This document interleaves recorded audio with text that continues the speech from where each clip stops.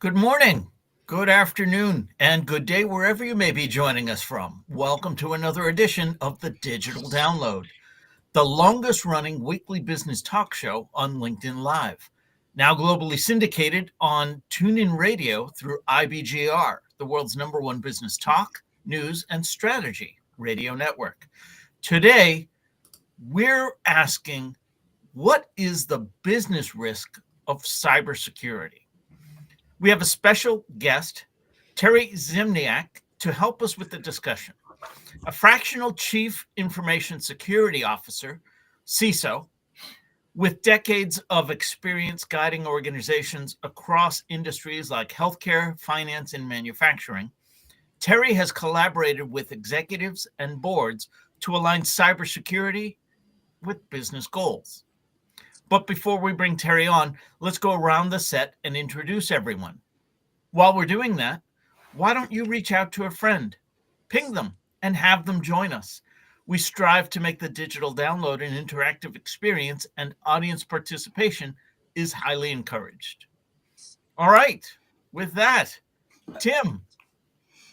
Rob, Yes. this is the first show that is being live streamed to TikTok, I believe.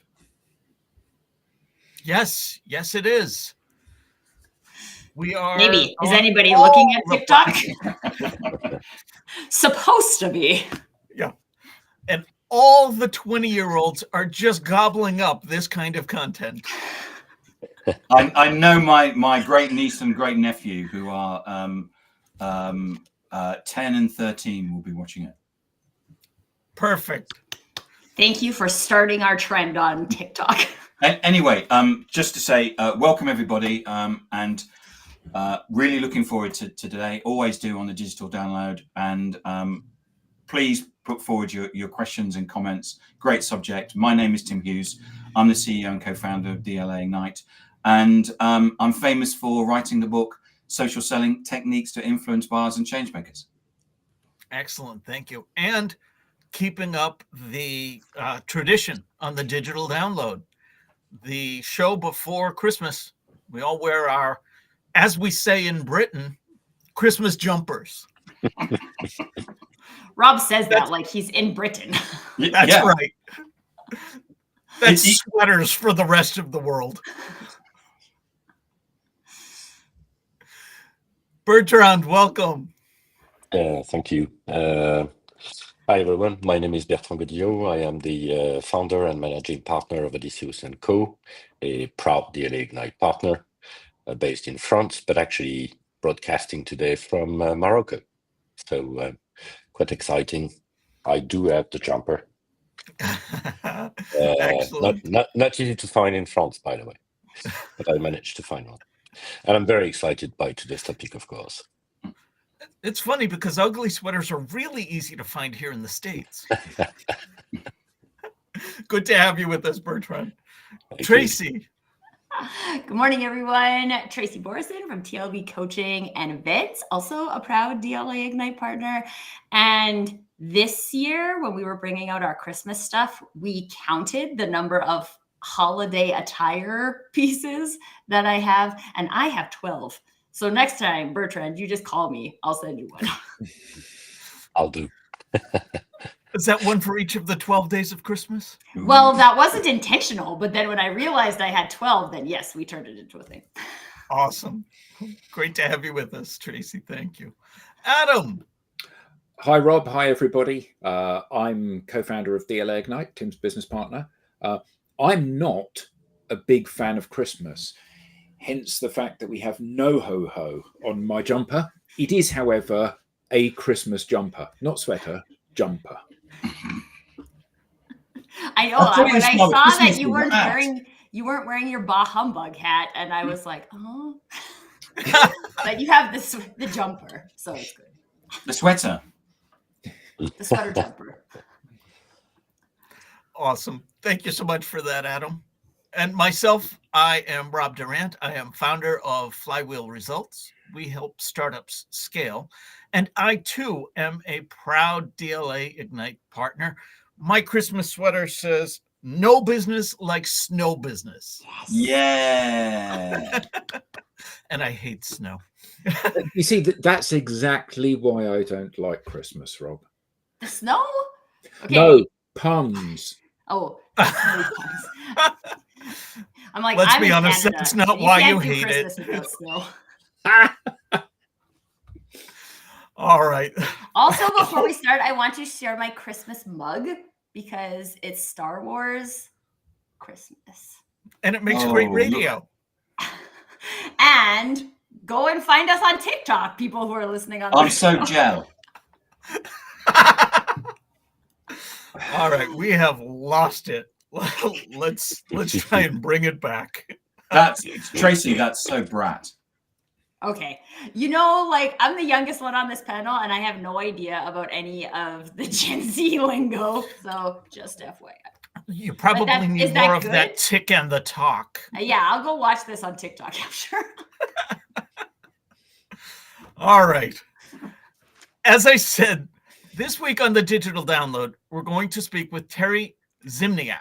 With decades of experience guiding organizations across industries like healthcare, finance, and manufacturing, Terry has a proven record of building and implementing robust security frameworks and protecting businesses from evolving threats.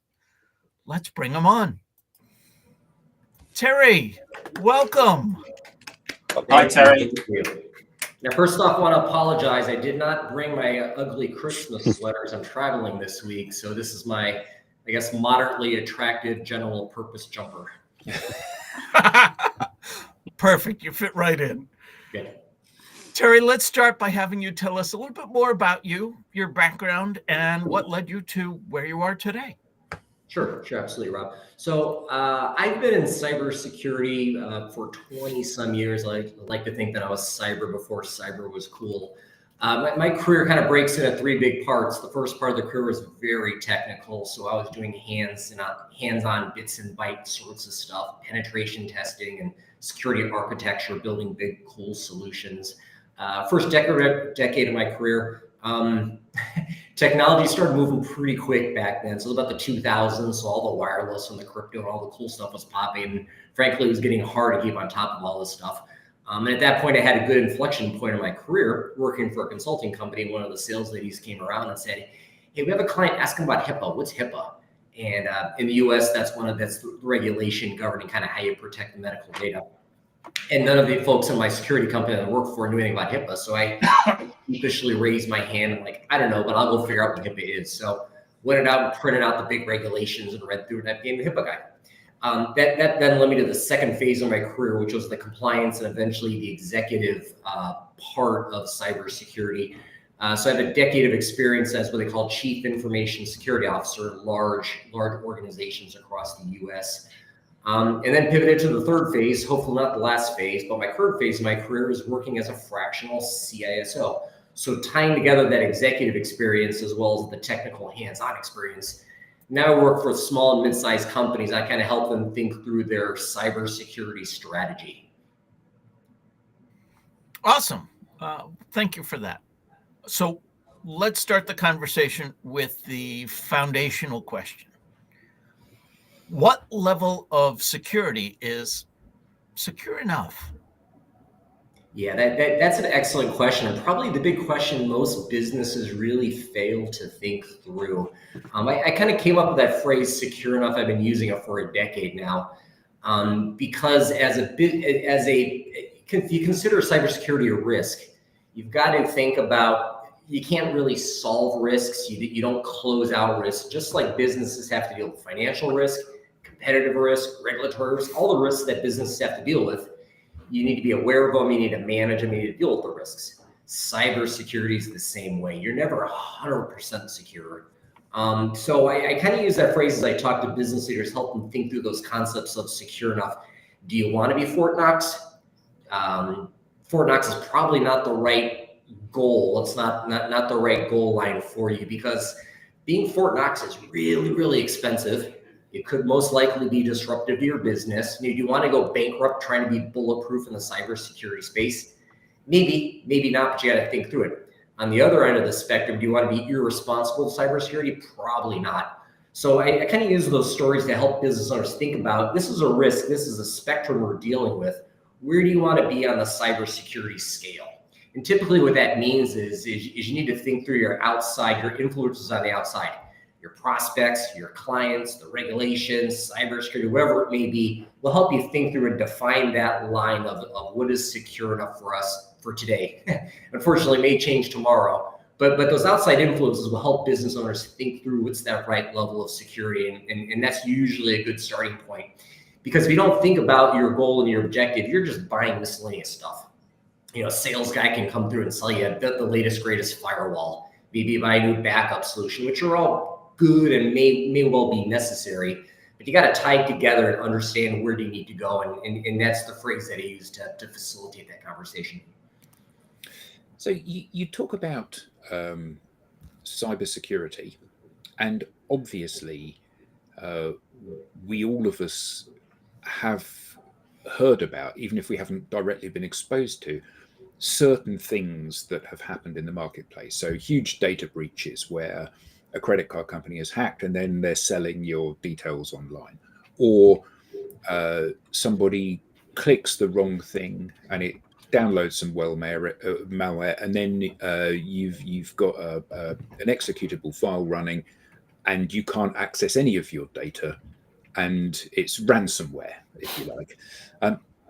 But what other things are there that people need to be aware of from a cybersecurity perspective? Because those are like, like breaking into Fort Knox in terms of the glamour factor of them. So what are the things that we're likely to encounter on a more day-to-day basis from a cybersecurity perspective? Yeah. So really what you're asking is kind of what are the typical incidents that are happening? So absolutely, that's for individuals or companies. There's a lot out there. And actually, it's a great question, because if you think about, if you're trying to identify the goal for your business, you probably don't want to address the very unlikely incident that's out there. If China decides they want to target you and break into your business, frankly, you're in a bad spot, and that's difficult to address. However, there's a lot of very common attacks that lead to incidents that happen all the time. Those are the ones you should be focusing on. So the ones you mentioned are real common: ransomware, all sorts of malicious software, what they call malware. So it could be a Trojan horse or a virus. Collectively, that's just a bucket of bad software. And if you get that bad software on your computer, it could encrypt stuff, it could steal stuff, it could snoop on what you're doing on your computer. So you have the general category of malicious software. That's one bucket you have to deal with. There's a lot of phishing sorts of incidents. So that generic email threats are a big problem. So phishing would be, I'm going to send you an email and pretend to be someone you know, someone you trust. And once you interact with that email, that's where the bad stuff happens. So once I get you thinking about the email and interacting, maybe you click on a link, maybe you download a file, maybe you send me information you shouldn't be sending. So those sorts of communication-based attacks are real common. It could be email-based. It's also more and more we're getting text-based. I've got, people get fake messages that pretend to be the boss. You say, hey, we got a problem. I need you to run to go buy, a new credit card or a gift card for someone. So phone-based phishing attacks are very common as well. So those are one general category. Malicious communications. Those are probably the big ones. Aside from that, you still have traditional fraud, which happens. So in the old days, you just physically steal stuff. Now you can use cyber technology to steal stuff. You've got outages you have to worry about. So you could be a denial of service. Maybe ransomware brings you down. It's just there's a litany. And it's kind of hard to think through what are the 1,000 attacks we have to deal with. It's really a matter of I would think the business owners focus more on the general protections. And as we talk today, we can talk through how do you understand what the best protections are and the necessary protections.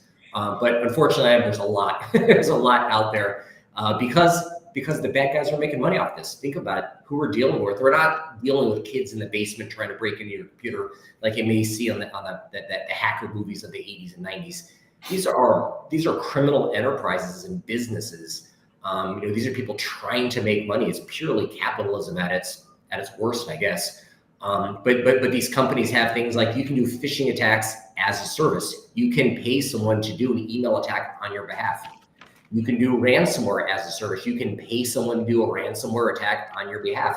These bad guys even go so far as to have support lines.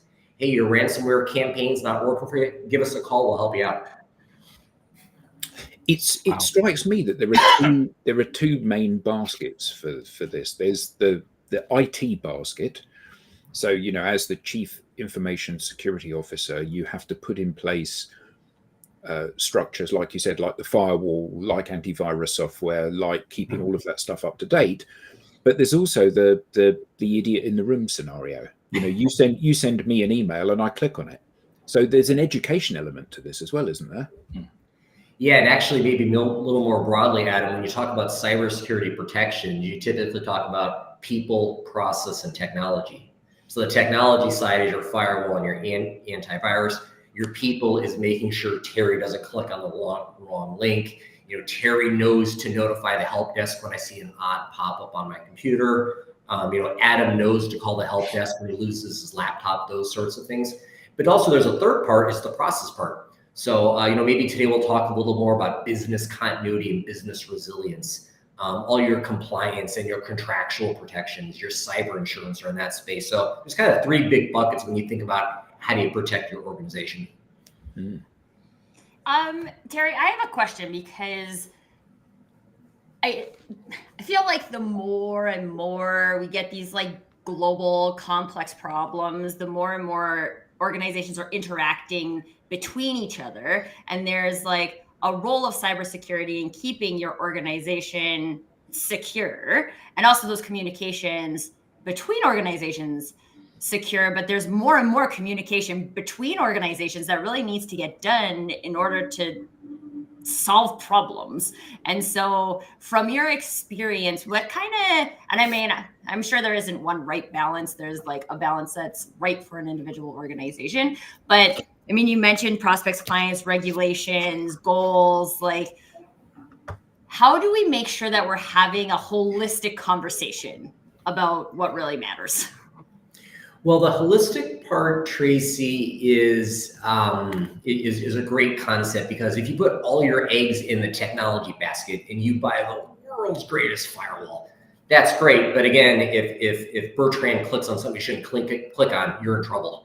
You know, if you have if something gets through and your backups don't work correctly, you got to spread your presumably limited cybersecurity protection budget and your resources. You got to spread it evenly. The way to look through that is there's a great number of high quality frameworks out there. So you may have heard of the NIST CSF frameworks, the popular one in the US. There's ISO equivalents, there's high trust. There's all sorts of frameworks out there. The advantage of the framework, and it's important you find the right one for your business, but these frameworks will make sure you look holistically at your program. So a good framework is better than, you know, hey, we're secure because Terry says we're secure. Probably not a good way to run your business. But if you're secure because Terry aligns you with a well-known broad framework of cybersecurity protections, then you have a good conversation. That's the right place to be. So again, in the US, NIST cybersecurity framework, CSF, real popular, but that'll walk you through governance. You know, do you have leadership support? It'll walk you through your contracts and your training and your backup procedures and your recovery time and your communication. All that's built in there. But a great framework will make sure you have that holistic oversight. And it also add, Tracy, you talked about at the beginning of your question, third-party risk is you're right, is a big issue. So no company's an island anymore. We all buy and we sell from other companies. Back to the Fort Knox analogy, you could get closer to Fort Knox if you decide not to sell or buy anything, but you wouldn't be a very good company. So you have to accept a little bit of cyber risk when you connect with other companies. Third-party risk says, before I buy a service or technology from you, I'm going to make sure that you don't impact my cybersecurity. And maybe for small businesses, they have to turn that conversation around and say, I'm selling my product up to the government, up to the military, to a bank, to a hospital, to even to individuals. Those prospects, those buyers have expectations. So if you're a small business selling out, you've got to ask yourself, what do your prospects expect? That's kind of the reciprocal side of third-party cyber risk, third-party risk. And, that really, again, helps small businesses define what is secure enough. Right. Awesome. Terry, what do you say to the organization that thinks they are so small that this really isn't going to impact me? What are the true business risks that a small business might face? Well, so if you're a real small business and maybe you're making donuts someplace, you may in fact have a very small cyber footprint for your business.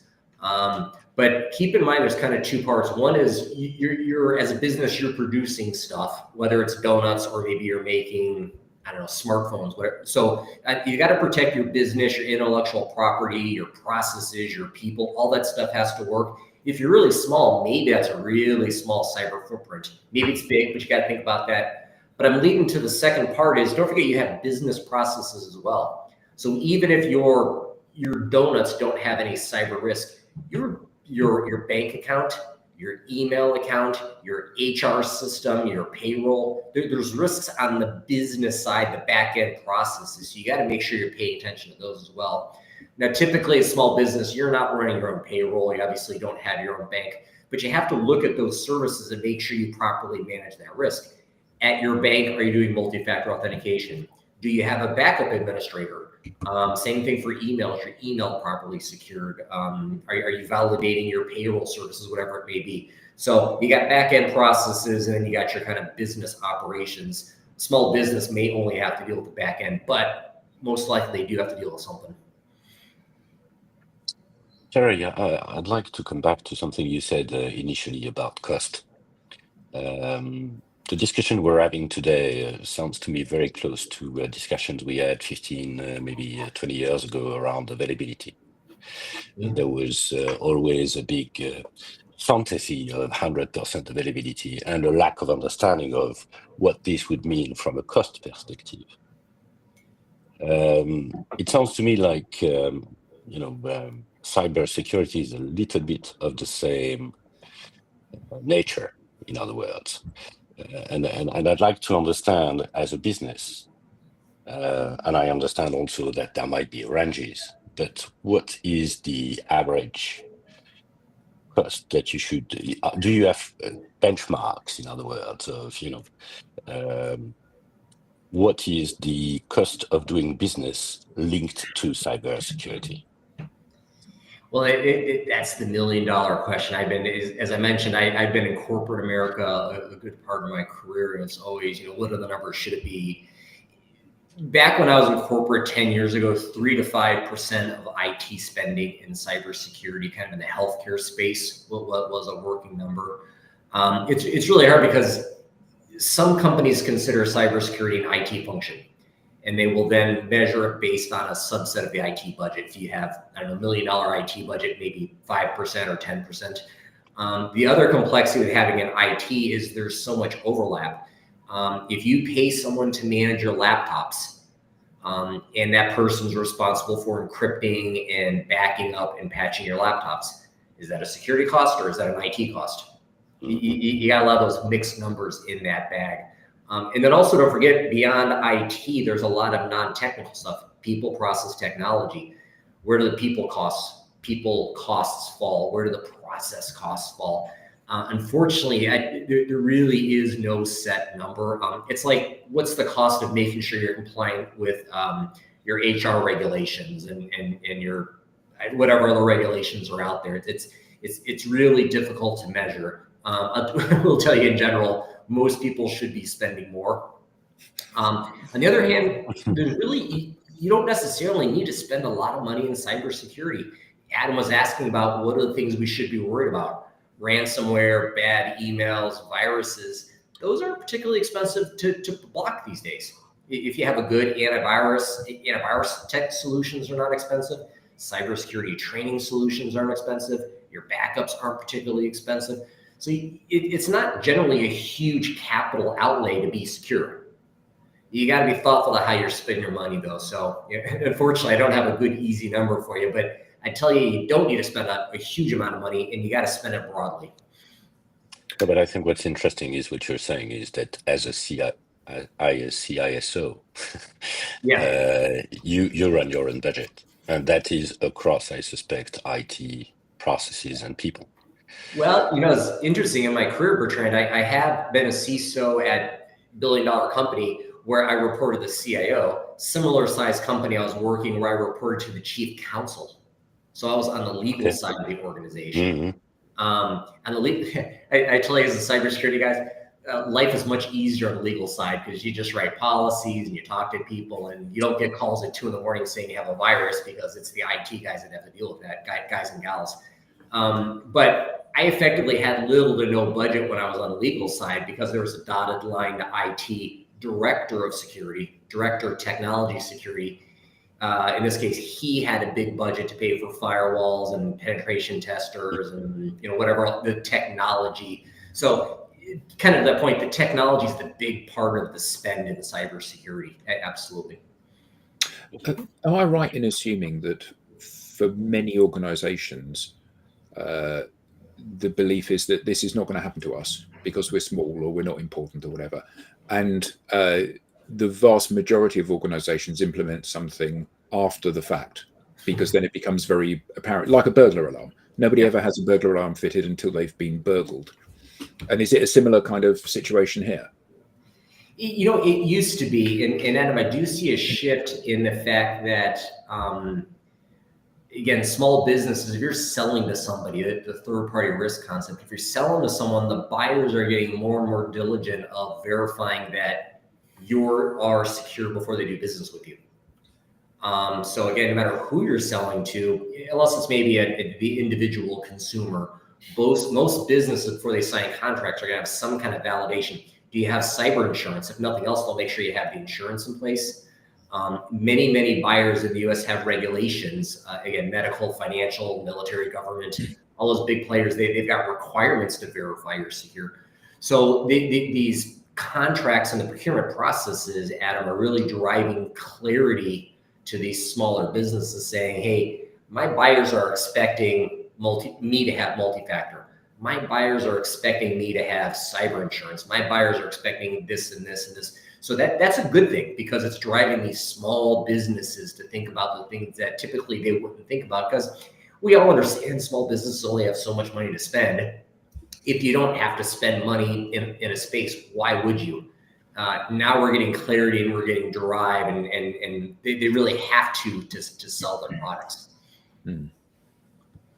Terry, I had a question, Rob, if that's okay, about AI. How AI is playing into stuff nowadays. So has that increased the cybersecurity risk? Has it changed it in terms of how people experience it? I know everybody hears about things like deep fakes, and how is AI playing in this playground?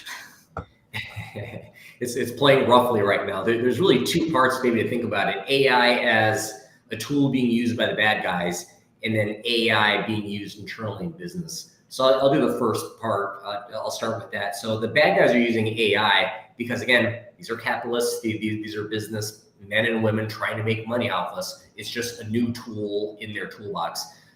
So yeah, the social engineering sorts of attacks, which can be emails, it can be voicemails. There's even a famous story, I think it was early this year, there was a Chinese company, I believe, that where they inappropriately paid like a multi-million-dollar invoice. And the way the bad guys pulled it off is they sent effectively a Zoom link to someone in finance saying, hey, this is the president of the company, you need to jump on the Zoom call. The person in accounting jumped on the call. It was a video call. It had the CEO and the CFO, and they were having a conversation. And the conversation was around the payment. And then the accounting guy heard what he needed to hear. He dropped off, paid the invoice. The whole video was faked. It was a deep fake conversation where they faked the video and the audio. The accountant was convinced it was legit, paid the invoice based on the interaction of the video. So the social engineering, the hard part we have really, Tracy, is that you need to authenticate people. And in the old days, you would authenticate people by seeing face to face. Well, I know who Rob is. I shake his hand, and he's a good guy, and I know that. Then it became phone calls, then it became signatures, then it became email, and now it's video. a lot of that all can be faked with artificial intelligence. And that's the big risk, that you need to go through your processes as a business and say, hey, we do not pay invoices unless whatever. Video calls no longer are reasonable proof that the invoice is legitimate. You should already have a rule in your organization saying email is no longer adequate for us to change bank routing information, because the bad guy's been doing that for 10 years. So they're using AI to make this social engineering much more effective. And they're going to get to the point pretty soon where, in addition, the messaging is going to get better. So if you think of all the information in the world about Tracy, Tracy has young kids, Tracy loves Lego, whatever it may be, they'll be able to pull all this stuff and have a great message just for Tracy. Hey, Tracy, your kid just used your credit card to order a Lego link. Click here to cancel the order. Well, that seems pretty legitimate. So the bad guys are using AI in that space, and they're going to get better and better. So as a business owner, your protection is to look at your processes. We don't accept this. We don't accept. You got to start building processes and training people not to accept those sorts of communications anymore. On the other half, business side, business is using AI. It's an excellent tool, does some neat things, but businesses are getting in trouble because they don't really understand AI, and it's AI is finding a lot of risks that maybe businesses weren't aware of. A real common problem is businesses are turning on Microsoft Copilot, which is kind of AI embedded into the 365 suite.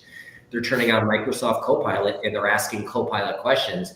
Copilot then says, okay, Tracy's got a question. It skims through everything Tracy has and tries to respond. Unfortunately, unbeknownst to everybody, Tracy has access to some confidential information. So Copilot spits out a response that has this confidential information. So businesses are seeing that AI and Copilot in particular are finding things it shouldn't be finding. So businesses are going to have a period of adjustment in there, because again, AI is great. It's doing some whiz bang stuff, but as a business, it's got some special protections and considerations. So Terry, how much of this is also, I mean, you said earlier on about the people, process, and the technology. How much of this is about education, like not clicking on links? I know Adam doesn't like puns, but he does like irony. I was sent an email from a cybersecurity company that basically had a brochure, and it said all you have to do is click on this link. And I have my own podcast, and I've interviewed cybersecurity people, and they say never ever click on links. It doesn't matter who it's from. You never click on links. So how much do you think this is down to education? Oh, it's certainly a lot of it's about education, whether it's clicking on links or attachments or accepting a Zoom call as a proof that you should be paying an invoice. You should be educating people. The bad news is people are never going to be 100%. They're never going to be 100%. So you want to drive people education up. Really, the goal of training people should be, one, to make them cynical. Should I click on a link? I don't really know. Number two is to raise the red flag. Best case is you're building a culture in your business where someone says, boy, that's an odd email. I don't know about that. I'm going to send it to Terry. I'm not sure about things. So it's that cynicism and just kind of that, in the US, you'd say maybe your spidey sense, your Spider-Man senses are tingling, saying, this looks a little odd, stopping and putting on the brakes. So absolutely. And again, cost-wise, training people is not particularly expensive. It really is. You got to do it, and you got to build it, and you got to make sure it runs. But you're not spending 50 grand on training people. It's relatively inexpensive to train people. Realizing your objective is to get users up to the 95% awareness level, but it's certainly not a foolproof band, because all of us click on things, myself included. Tim, I laughed when you shared that story because I still get emails from my bank and my credit card companies with links in them. And I'm thinking to myself, what are they thinking? That is so easy to replicate. A responsible bank would say, for your own protection, we don't link to your account here. You know how to find us. So that leads me to my question, Terry. What are the legal and compliance implications of inadequate cybersecurity? How responsible is my bank for a link I click on in an email that looks just like theirs? Yeah, that's interesting. The legal liability contractual issues, even your cyber insurance. There's a case a few months ago where a company reached out to their cyber insurance company and said, hey, we had a phishing campaign. We mispaid something, $25,000. We want to submit this insurance claim.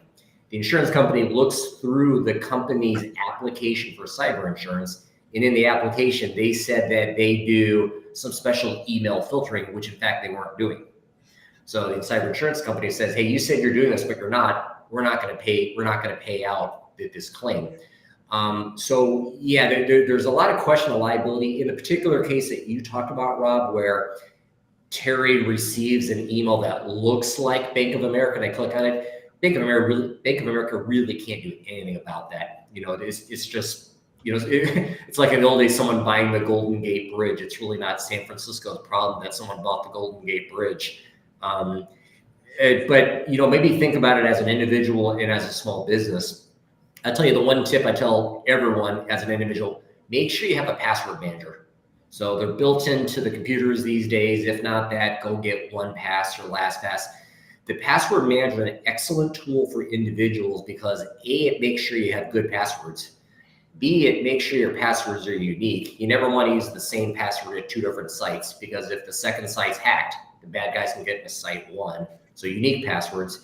It also protects you from what they call farming. So if you click on a link that looks like Bank of America but isn't really Bank of America, your password manager will say, I'm not going to give this credentials to this fake Bank of America website. So again, tip for everyone at home: go get a password manager, make sure you use it. And you talked about cyber insurance. What can people do about cyber insurance? Because again, it's like one of those things where you think, well, I'm a small business, I don't need to insure myself about it. Well, all businesses should have cyber insurance, because just if nothing else, it's a business risk. Just like you've got, again, fire insurance, you've got slip and fall and E&O insurance. You have to have it these days. The costs are getting higher in the insurance space, but unfortunately, the costs are going up because incidents are going up. And frankly, it happens all the time. And even if you're the securest company in the world, if you have, Bob in accounting clicking on a bad link and he pays an invoice he shouldn't be paying, who's collecting that money? And that particular scenario, it's one of the top. FBI does a great job releasing reports. I think it's called ICS. They have an annual report on the top cyber incidents across the U.S. Email fraud is always up there, number 1 or 2. Point being, this does happen to small businesses all the time. So absolutely, you do need that. That frankly, your insurance provider should be talking to you about that all the time, but it's just a business risk. You have to deal with it. And what about backups? Oh, absolutely. So backups are kind of your last protection. So, if your email filtering lets the bad email through, and if we trained Bertrand not to click on a link, but he clicked anyway, and if our workstation's antivirus didn't work correctly, and our security alerts didn't detect it, and we got ransomware anywhere, if everything else fails and ransomware comes in, backup is your saving grace. So yeah, you must have backup, but I'll warn you, not all backups are equal. Do you back up everything, or do you only back up like 80%? Do your backups work correctly? Can you restore? Can you restore with dependencies? Because typically you're not restoring one piece. It fits in with other pieces. So do your pieces all work correctly? So absolutely, backup is critical, but equal critical is you got to make sure it works correctly. Just saying you have a backup isn't enough. And surely phishing applications or whatever nowadays are clever enough to basically infect the backup, aren't they? They do attack. So the malicious software that can come through phishing attacks. Once you get bad software in your network, then you're really in a trouble spot, because the bad guys can get there. The bad guys typically, once they're inside your network, they'll do a little bit of reconnaissance. So I'm inside your network. What do you have? You have a database, you have an email server, you have backups, whatever it may be. It'll start targeting and figure out what it wants to hit. Realizing, as we described here, that backups can help you recover as a business. The bad guys will try to get your backup system offline, because if you have backups, maybe you're less inclined to pay ransomware, to pay the ransom. If your backups work correctly, then you've got a business decision. Do I want to go to backups, or am I willing to pay the ransomware? So again, these are businessmen, businesswomen we're dealing with. They know how businesses respond, so they're going after the backups. Yeah. And what about one of our clients, though we sold the company now, we're doing pen testing, so penetration testing on cybersecurity. First of all, what is pen testing, and do you recommend it's something that people do? So what penetration testing is, you pay someone or a service to come in and act like a bad guy and try to get in. So there's different ways it can go. It can be big or small. There's automated ways to do it as well. But effectively, you're having someone pretend like they're attacking you, and then you get the rewards. Penetration testing is good, and it's of value, and frankly, may be required. Again, if you're signing a contract with a business, the business may say, question 14 may be, do you do an annual pen test? So you may be required to do a penetration test. But I'll tell you, penetration tests really may be step 2 or 3 along the process of what you call vulnerability management, looking for your issues and dealing with it. Pen testing is good, but I think most companies miss the earlier step of just simple vulnerability scanning. There's easy, inexpensive tools that'll just crawl your network and say, Bertrand's missing a patch, administrator has a blank password, you're using an unencrypted whatever. So there's very simple tools that do what's called vulnerability scanning. And that'll find 90% of what a penetration tester is going to find anyway. Much cheaper, much easier to resolve. So vulnerability testing before you get up to pen testing. So how do businesses measure the effectiveness of their cybersecurity programs? Well, that's hard because that's a risk. If your measurement is 0 cybersecurity incidents, you probably have the wrong measurement. Because frankly, cybersecurity incidents, and you got to ask yourself, what's the definition of an incident? You're going to have incidents. Incidents happen. Maybe Terry clicks on a link and your computer kicks into action, says, hey, I see a virus, and it stops it on Terry's computer. Everything's good. That would be an incident, but it's not a bad thing. We've got more training to do, but our technology worked fine.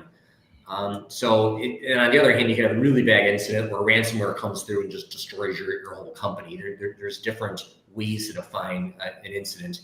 Your metrics really shouldn't be that. Your metrics really, again, I go back to the idea of a framework and maybe KPI. So your framework is how well do we align with NIST cybersecurity framework structure. And within that, they even have things like maturity. So the framework may say, make sure you do user education. Okay, we know we have to do education, but what's education? Do we spend 5 minutes in onboarding Terry and tell him about not clicking things? Well, it's training, but maybe it's not mature training. Do we do quarterly testing? Do we verify all the testing's done? Do we have skills-based testing? So there even something as simple as training, there's good training and there's great training. Okay, so your metrics should be, we know where we want to go based on a framework, and we're maturing along the process. So those really are the right metrics, because again, incidents are going to happen. So you have framework alignment. Maybe a second thing to look at, Rob, would be your metrics. So you want to mature your program. Maybe your metrics are, how many clicks did we have?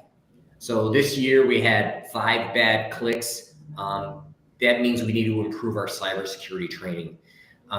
This year we had, viruses come through. We had 0 viruses. KPI is great. Maybe we don't need to focus on that at 2025. So I like metrics for helping you focus on the hotspots. So decide what your key metrics are, 5, 6, 7 of them. And then again, pick a framework, which is really your structure, and keep working and maturing through those frameworks. All right, now, Terry, bring out your crystal ball. What are we looking at for the next 5 years in terms of preparing against cybersecurity attacks? Boy, I forgot to bring my crystal ball today, along with my Christmas sweater. So we'll see what we can do. Looking forward, I don't want to focus so much on the technology. I think about more along the business view of cybersecurity, because again, we're talking about business risks. So as businesses move forward, more and more consolidation. If you're a company A and buying company B, you're inheriting all of the cybersecurity risks of company B. So, think about the business trends, consolidation. As Tracy said, there's a lot of more integration between the companies. and that's impacting us on a business perspective. Because if you rely on company B to do your, I don't know, your accounts payable or your payroll or whatever, if these companies go offline, that impacts you, even though you have no control over their cybersecurity. So those dependencies are becoming more and more of an issue. You know, in the next 5 years, our business is going to offshore more. Are they going to start onshoring again? That's going to impact cybersecurity. There is going to be a lot of focus on artificial intelligence over the 5 years, undoubtedly. The businesses are going to focus on that. So in the AI space, we know the bad guys are using it, but even as a business tool, things like, is an AI done securely and appropriately within the business? So actually, I talk about the cybersecurity framework for NIST. NIST actually has an AI framework as well. They only have like 3 or 4 big frameworks. They have an artificial intelligence risk framework. And I did work through that with a company. And in the AI space, bias and transparency, and can we validate what it's producing? Can we protect the data? So the cybersecurity around the AI solutions are certainly going to be a focus over the next several years. And maybe the last thing I'd say is these social engineering attacks are going to get better and better and better. So me pretending to be your bank, me pretending to be your kid, your grandma, whatever it may be, these attacks over multiple channels. Actually, I know someone, a young woman, who was convinced to send money because someone got in their Slack channel at work. Someone hacked into her friend's Slack account, got into Slack, and then in there said, "Hey, I've got a problem. Can you send me $200?" So the ability to pretend to be someone else is going to be much more risky, because AI is going to do a very good job at that over the next several years. So again, the protection of that, business owners, set your processes in place. We don't change bake routing information based on email. We don't change the information based on phone calls, on Zoom calls, on text messages, whatever it may be. So on that, sorry, Tim. No, go ahead. So what I would now call the mission impossible risk, so the deep fake one. You said the answer to that is processes, and maybe it's just because I'm French, but how much flexibility are we going to lose? Because that's sometimes the how do you say the counterbalance of a process. Well, yeah, because at the end of the day, again, humans are fallible. Humans are social. We want to trust people. So and that's exactly what social engineering is designed to do, is to play off the way people interact with each other. Just like frauds have been happening for hundreds of years. You interact, you trust people. But again, everything can be fake these days. The communications, the videos, the audio. Again, we talked about Tracy, the example of Legos and her young kids. All this information is out there. She really can't trust anything. So you train people to detect these issues. But at the end of the day, if your business process says the only way we accept changes to bank routing information is blank, whatever it may be. Maybe it's an email, and maybe the company calls a known person and validates that. So yeah, these deep fakes are going to get better and better, and there's no stopping it. Terry, I just wanted to quickly ask on that, because my brain is saying this is the point of two-factor authentication, right? Is that I do this, and then it's and you also need to do this in order to prove that you are who you are. And so there's a lot of fairly quick processes that are possible in order to do this, right? Like if you have someone's text number, phone number, you can call them. So hey, I saw you on this video chat, but we have this rule that you have to two-factor authenticate any payment, anything. So I'm going to call you and confirm that was you doing that. And at some point, I'm sure the fraudsters are going to get to the point where they've hacked multiple channels and then can do that too. Then we have three-factor authentication and all of these things. I feel, just also to comment on Bertrand's question, is that if we're being intentional about these things, we probably don't have to spend too much time or lose too much flexibility on that. and maybe even kind of gain some flexibility because we have that knowledge of like, this is what we do. I don't have to spend my time worrying about what do I do because I know what I do. I 2-factor authenticate everything, and it takes 1 more minute, but like it's way more secure. And Yeah, I think from a business perspective, a lot of times we think we don't have 1 minute, but unless you're in the hospital saving babies, like you probably have a minute. So let's just take it. Yeah, that goes back to the original statement of secure enough. You know, if you were a bank and you were doing a $100 million transaction, I'm guessing there's a whole lot of processes in place to make sure that's a legitimate transaction. If you're a small business owner and it's a $200 Venmo payment, maybe you care, maybe you don't. So you got to think through those thresholds. To your point, Tracy, you don't want to stop business. You could be Fort Knox and you could triple authenticate everything, and you could drive to their house and look at them and shake them and making sure they're a real person before you make a change. That's, you know, nothing wrong with that per se, but it's not the right way to run your business. So yeah, think about those risks. And don't forget, there's a lot of smart people out there to help you. So your bank can help you with conversations like this, your cyber insurance company, your IT service provider, their cybersecurity folks, there's people like me to help you think through and figure out what the logical, the right level of security is for you. You say that, but when Rob said about he got an email from his bank with a link on it, oddly, this morning I had an email from my bank as well, and it had 9 links on it. Now, some of those links were contact us, or whatever. Some of those links, so none of them were links that were necessarily not legitimate, and not all of them were links to the bank. So some of them were links to their social properties. Some of them were links to the contact us page. But I guess that the point is that, and Rob's point, that they should be an exemplar of good behavior here. They're sending an email to you that says, you need to be careful that you don't click any links. Read how you don't click links by clicking this link is kind of, is madness, isn't it? It is, but it's not, frankly, not the bank's job to make sure you don't click on links. The bank's a business like anyone else. They've accepted the risk of sending you links because they know you have to multiple factor authenticate before you can get to account. So their stuff is safe.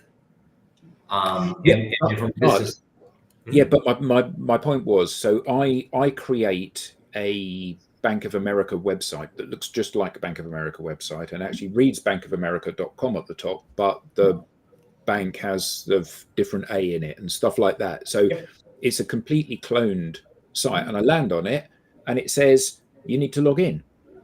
Yep. So instantly I'm going to give them my username and password. Now, yes, I need a 2-step authentication. We're going to send a text to your phone, but at that point they've already got my username and password. So who knows what that might open up, and it reduces one of those. So it then effectively becomes 1-factor authentication for them to get through to the next stage. And I just think that it's becoming, particularly with the advent of AI and the ability to be able to process lots of these simple transactions and randomized thinking for password checking and stuff like that, we do need to become incredibly cynical, don't we? We do need to be extremely careful about how we interact with the things that are sent to us, even if they claim to be legitimate. We have to assume everything that's sent to us is wrong. Yeah, and you know, I remember it's not that many years ago that we had the "I love you" virus, and you know, about 20 years ago, Adam. Yeah, but for me, that's before Tracy was born. Yeah. But the point is, you know, a friend of yours sends you something that says, "I love you. Here's a little message just to show how much you mean to me," and it's come from you. So of course I'm going to believe it. I was at Oracle Corporation when that came out, and it took the whole of the email of Oracle Corporation's email down, and I probably wasn't supposed to tell you that. So it's our secret, all right? We all knew it. Great. The statute of limitations is passed on that one, I think. I think it's interesting though, because like I used to work in automated voice notifications, and we did a lot of work in claim status updates, bank notifications, like when your account has been flagged for fraud. And one of the things that we would always say is that this is a notification notifying you of this, but we will never call you and ask for account information. Okay? So like if someone calls you and asks for account information, don't do that. But it was interesting even to think about it now, is that like we did that on the calls because we thought it was really important, but I don't know how well the user was informed of that in other channels outside of the call. So if like this is the first call you've gotten, then we've told you. But if it's not the first call you've gotten, then you might not know that. So it is interesting, I think. And like you said all along, Terry, it's a balance, right? Like what, as a business, there's the security part, but there's also the customer service part. Like, how do we service our customers? How do we take care of our customers? We know these types of things are happening in the market. Are we going to take the onus of that to help our customers, or are we not? It's a business decision. Agreed. Terry, this has been great. Thank you. How can people learn more? How can they get in touch with you? Yeah, thank you, Rob. It's been a pleasure talking with the panel. I work with a company called Tech CXO, and we're a collection of fractional executives. So if you're interested in more information, reach out to me at Tech CXO, and just look on the cybersecurity page. Fantastic. Excellent. We now have a newsletter. Don't miss an episode. Get show highlights, beyond the show insights, and reminders of upcoming episodes. You can scan the QR code on screen or visit us at digitaldownload.live/newsletter. This is our last broadcast of the year. We are going into the holidays and taking a short hiatus. To everyone that has been an active participant in today's show and this whole season, I want to take a moment to thank everyone for being an active part of the digital download, and we'll see you next year. Happy Thanks, New Year, Kyle. everyone. Thanks, Terry. Thanks.